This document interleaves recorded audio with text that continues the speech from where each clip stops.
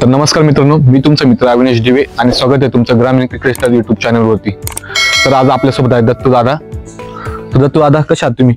एकदम मजेत, बढिया, आनंदात। तर दत्तू दादा, तुमच्याबद्दल थोडी प्रेक्षकांना माहिती सांगा। माझं संपूर्ण नाव दत्तात्रय सुशीलाबाई रामबोडगे। मी नाशिक त्र्यंबक रोडवरील जे बेलगावडा गाव आहे या गावचा आहे, व्यवसायाने शेतकरी आहे। त्याचबरोबर माझी नर्सरी पण आहे, भाजीपाला रोपवाटिका, आणि क्रिकेट हा माझा आवडता खेळ आहे। 1993 पासून मी क्रिकेटच्या मैदानावरती म्हणजे मॅचेस मध्ये तेव्हापासून मी क्रिकेट खेळतोय। तर तो आता तुमच्यासाठी पहिला प्रश्न म्हणजे तुम्ही सर्वात पहिली लाईफ मध्ये म्हणजे तुमचा क्रिकेटचा स्टार्ट कसा झाला? मी आता 9वी ला होतो। प्रभाकर अण्णा आणि आमचा अतिशय एकजीव असलेला आम्ही दोघं भाऊ आहे। आणि आम्ही शाळेय वर्गामध्ये असताना गावची एक टीम होती, तेव्हा नाना स्पॉट नाव होतं त्या टीमचं। नाना स्पॉट हो। स्वर्गीय देवराम मामा मांडे म्हणजे आत्ताचे क्रिकेट मधला नंदूभाऊ मांडे, स्टार बॅट्समन आहे आमचा जाणता राजाचा, त्यांचे वडील। आम्ही 9वी ला असताना आम्ही फक्त त्यांना 2 प्लेयर कमी होते। शाळेच्या कपड्यांवरती आम्ही मॅच पाहायला गेलो होतो, म्हणून आम्हाला त्यांनी खेळायला घेतलं त्या ठिकाणी। अशी आमची एक सुरुवात झाली। आणि त्यावेळेस सुरुवात आमची मॅच होती पिंपळ बाहुल्याचं, त्या काळात जय महाराष्ट्र नावाची एक दिग्गज संघ होता, त्यांची आमची मॅच होती। त्या मॅचला आम्ही फक्त चांगली फिल्डिंग आणि त्यांना प्लेयर कमी होते म्हणून आम्हाला घेतलं होतं। आणि टेंबी त्या काळातलं अतिशय सुंदर ग्राउंड आज इथे आहे अस्तित्व। कुठं आले? टेंबीचं ग्राउंड म्हणायचं, पिंपळगाव बाहुल्यात। आणि दुसरं म्हणजे सर, पहिल्याच्या क्रिकेटमध्ये आणि आताच्या क्रिकेटमध्ये म्हणजे आपल्याला टेनिस क्रिकेट राहतं, टेनिस क्रिकेटमध्ये खूप सारे असे काही बदल झालेले आहेत। तर तुम्हाला असं काय वाटतं की अजून काही बदल झाले पाहिजे आपल्या क्रिकेटमध्ये? हे बघा, क्रिकेट तेव्हाही टीम खेळली जायची जिंकण्यासाठी, आजही मुलं खेळतात जिंकण्यासाठी। परंतु तेव्हा ग्राउंडला म्हणजे प्रॅक्टिसला मुलं खूप वेळ द्यायची, आणि आजकाल जर बघितलं त्या तुलनेमध्ये मुलं इतकी प्रॅक्टिस करत नाही। शक्यतो टुर्नामेंट चालू झाली किंवा तीच प्रॅक्टिस सुरू होते आजकालच्या पोरांची, आणि थोडासा मुलांचा स्क्रीन टाइम वाढलेला आहे असं म्हणू शकतो। त्याच्यामुळे म्हणजे मोबाईलचा वेळ, त्याच्यामुळे थोडंसं क्रिकेटचं नुकसान झालं असं वाटतं। त्यात ते बॉक्स क्रिकेट नवीन निघालं, त्याच्यामुळे जे ओव्हरआर्मची जी खेळायची जी शैली ती बदलते, हा एक थोडासा बदल आहे। परंतु एक जिंकण्याची ईर्ष्या किंवा ती त्या काळात होती ती आजही आहे। आणि त्या काळामध्ये क्रिकेट थोडं आता कसं एक गाव एक संघ खेळला जातो मध्ये, त्या काळात कसं शहरी टीमा आणि ग्रामीण टीमा एकत्र खेळायच्या, त्याच्यामुळे थोडासा अधिक अनुभव जास्त मिळायचा आम्हाला, असं आम्हाला वाटतं। आणि सर, नवीन मुलांना, आजकालची जी नवीन यंगस्टर पिढी आहे त्यांना जी पिढी जास्त व्यसनाकडे वळालेली आहे, त्यांना आपल्या क्रिकेट म्हणजे त्यांच्या खेळलं पाहिजे क्रिकेट असं? एकदम चांगला प्रश्न विचारला मी तुम्ही, म्हणजे माझ्या मनातला प्रश्न होता। काय होतं, आम्ही इतकं क्रिकेट खेळलेलं की बाबा अण्णांनी, मला नाही वाटत की आमच्या एवढं क्रिकेट कोणी खेळलं। बरोबर। आणि एक काय होतं, क्रिकेटमुळे काय होतं, एक संघ भावना निर्माण होते, त्याच्यानंतर एक दुसऱ्याचा ओळख निर्माण होते, किंवा एक दुसऱ्यांची जी म्हणतो ना सहकार्याची भावना ती समजते। बरोबर। आणि तुम्ही व्यसनांचा जो मुद्दा उचलला तो खरोखर महत्वाचा आहे। क्रिकेट मुळे उलट आम्ही व्यसनांपासून लांब राहिलो, कारण आम्हाला हेच व्यसन लागलं पाहिजे। जेव्हा मित्रांनो, नक्कीच दत्तू दादा बरोबर बोलले। मित्रांनो, व्यसन करायचं तर क्रिकेटचं करा, व्यायामचं करा, असे काहीतरी व्यसन करा। व्यसनाकडे जाऊन काही अर्थ नाही मुलांना।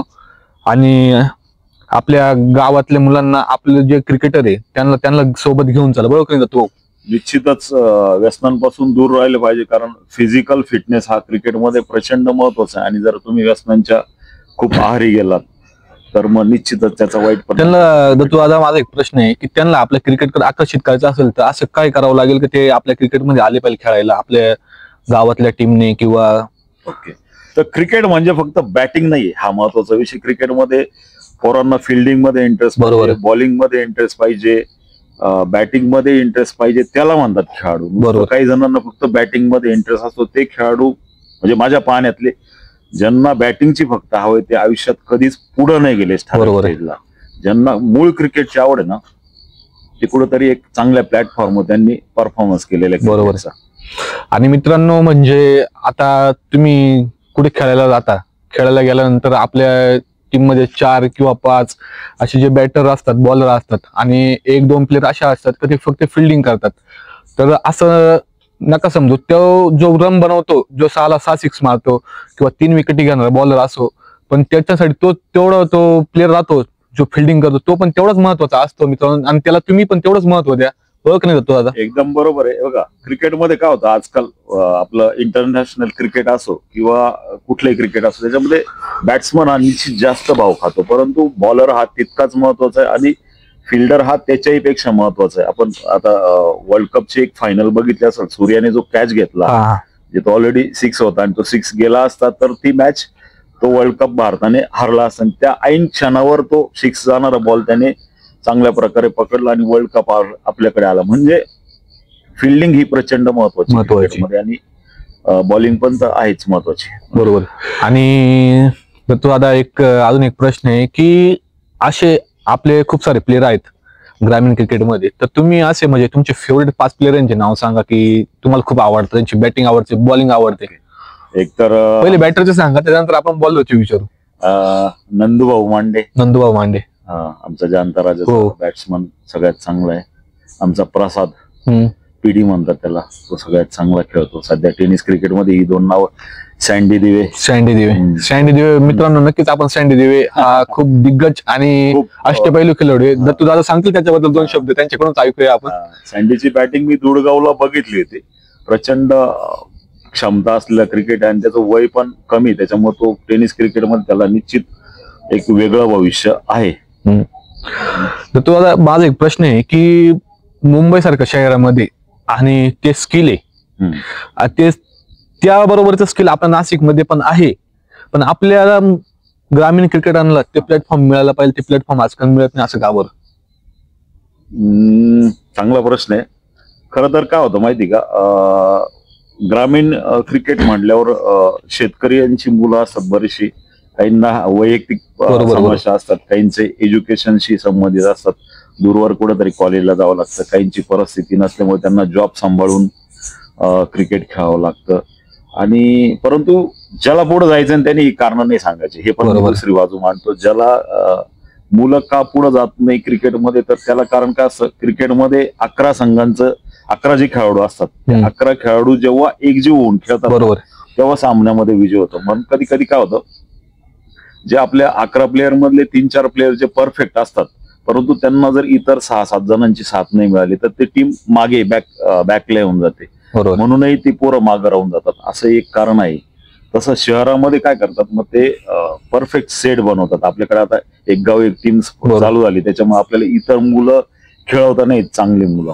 तर आपल्याला म्हणजे आपल्या बरेचसे टीम जर बघितल्या 4-5 जण चांगले असतात, बाकीचे 5-6 जण असतात, मग ते खेळतात, ते असं काही नाही, परंतु ते कमजोर असतात त्या तुलनेने. मग तसं शहरामध्ये काय होतं की सगळा सेट 11च्या 11 पूर्ण चांगला असतो, चांगला सिटी मध्ये. नक्कीच दादा, तुम्हाला जे आवडणारे 5 बॉलर आहे की ते आता आपल्या ग्रामीण क्रिकेटमध्ये खूप दिग्गज झालेले आणि तुमचे फेवरेट आहे, असे कोणते 5 बॉलर आहे की तुम्हाला खूप आवडतात? ते एक तर तुमचे फेवरेट आहे. गणेश गावचा प्रश्न मला फार आवडतो. हो, खूप छान बॉलिंग आहे. वेग कमी त्याचा, पण योग्य टप्पा, योग्य स्विंग आणि चेंडूला उंची प्रॉपर देत होतो आणि किती दिग्गज बॅट्समन असो तो खेळवतो. त्याच्यानंतर आपला शुभम ढगे नावाचा एक नवीन खेळाडू आहे, तो पण चांगली बॉलिंग करतोय सध्या, छान आहे त्याची पण बॉलिंग, मस्त आहे. तर दादा, म्हणजे आता जे आपले क्रिकेटर आहेत त्यांना छान छान क्रिकेटर आहेत, त्याच्यामध्ये मी 2-3 जणांची नावं घेतो. त्यांना तुम्हाला त्यांच्याबद्दल म्हणजे जी आपल्या जे क्रिकेटमध्ये जे प्लेयर आहेत, जे आपल्या भारताच्या टीम मध्ये आहेत, त्यांना ती उपमा द्यायची असेल, ते कोणत्या प्लेयरांना द्याल? मी असे 5-6 प्लेयरांचे जे नाव घेतो, तुम्ही त्यांना उपमा द्या. सर्वात प्रथम म्हणजे आपण सँडी दिवेचं नाव घेऊ. सँडी दिवेच्या बद्दल तुम्ही क्रिकेट मध्ये असं कोणते प्लेयर की सँडी दिवेला मॅच करतो, त्याच्यासारखा नाही पण त्यासारखा मॅच करतो? सूर्यकुमार यादव. आणि लाला सर, लाला भाऊ गारे. अरे लाला तर आमचा जुना प्लेयर आहे. लालाला उपमा द्यायची म्हटल्यावर लाला वेस्ट इंडिजचे जे ब्रायन लारा आहे ना, तीच उपमा द्यावं लागेल. खूप छान उपमा दिली आणि त्यांचा खेळ पण तसाच आहे मित्रांनो. आणि सर नितीन काळे, त्र्यंबकेश्वरचा जो बॅट्समॅन लेफ्ट हँड नितीन जबरदस्त बॅट्समॅन. उपमा म्हटली तर सेहवाग सारखाच खेळायचा तो, खेळतो म्हणजे अजूनही नितीन काळे. हो नितीन काळे. आणि आपल्या बेलगाव मधले नंदूभाऊ मांडेंनी मागच्या टुर्नामेंटला काय 86 बॉल 105 असं किती रन मारले? युवराज सिंग काहीतरी रन 21 बॉलला 86 रन मारले. 21 बॉलला 86 रन मारले ते मित्रांनो आपल्या बेलगावच्या ग्राउंड मध्ये युवराज सिंग. आणि खूप छान खेळता. नक्कीच मी तुम्हाला हायलाइट दाखविलं यावर्षी टुर्नामेंट भरल्यावर. आणि त्यांना आपण आपल्या प्लॅटफॉर्मवर बोलवायचं ते त्यांना सांगा आपण काही गप्पा गोष्टी आणि त्यांचे अनुभव शेअर करणार ते आपल्यासोबत. त्यांना नक्कीच आपण बोलूया. नाशिक जिल्ह्यामध्ये पहिली टुर्नामेंट म्हणजे कुठे भरली होती? माझ्या आठवणीमधले पहिली टुर्नामेंट आम्ही खेळलो होती सावरगावला, मौजे सावरगाव तालुका जिल्हा नाशिक, ज्याला वाईन सिटी म्हणून ओळखलं जातं तिकडे.